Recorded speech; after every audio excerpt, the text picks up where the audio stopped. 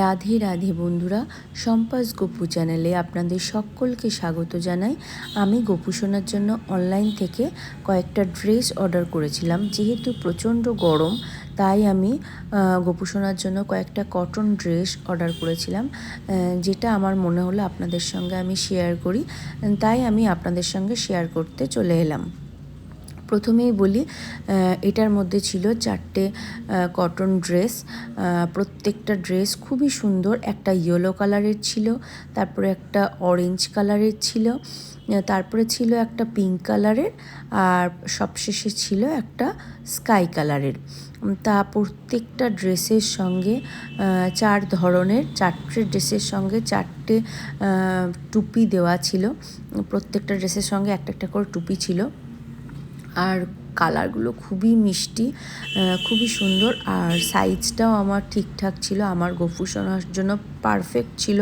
কারণ যেহেতু আমার গপু সোনা খুবই ছোট্ট একটা মানুষ, তাই গপু সোনার জন্য আমার সাইজগুলো একদম পারফেক্ট ছিল। তা যদি আপনারা এরকম ধরনের ড্রেস অর্ডার করে থাকেন, মানে অর্ডার করব ভাবেন, তাহলে আমাকে কমেন্টে জানাবেন, আমি আপনাদেরকে লিংক শেয়ার করে দেবো। আমি কোথা থেকে পারচেস করেছি আমি আপনাদেরকে বলে দেবো।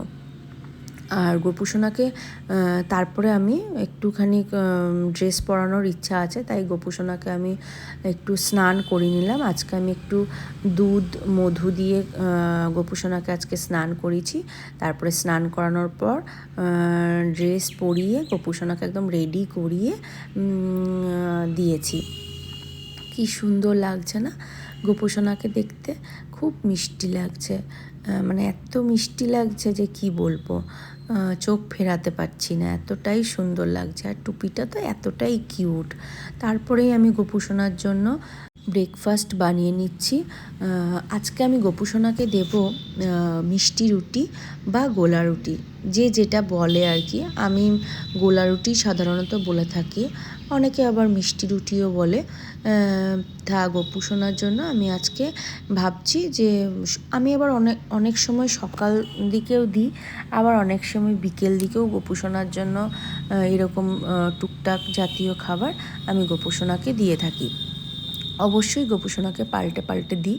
আর গপু সোনার জন্য অলরেডি হয়ে গেছে, আমি গপু সোনার জন্য থালাতে দিয়ে দিয়েছি গোলা রুটিটা। এইভাবে আমি সব কটা গোলা রুটি করে নিয়ে গপু সোনাকে আমি ঘন্টা বাজিয়ে ভোগ নিবেদন করেছি। অবশ্যই তুলসী পাতা দেওয়া আছে, তুলসী পাতা দিয়ে দিয়েছি আমি। আর গপু সোনাকে আমি নিজে হাতেই খাওয়াতে বেশি পছন্দ করি সব সময়ের মতো, কারণ যেহেতু বাচ্চা মানুষ, তাই গপু সোনাকে আমি নিজে হাতে ভালোবেসে যত্ন সহকারে আমি খাওয়াতে ভালোবাসি। আর গপু সোনাকে আমি কখনো নিজে হাতে না খাইয়ে আমি খাবার ওইভাবে নামিয়ে দিই না, কারণ যেহেতু বাচ্চা মানুষ একা একা খেতে পারবে না, তাই আমি সবসময় নিজে হাতেই ভালোবেসে যত্ন সহকারে খাওয়াতে ভালোবাসি।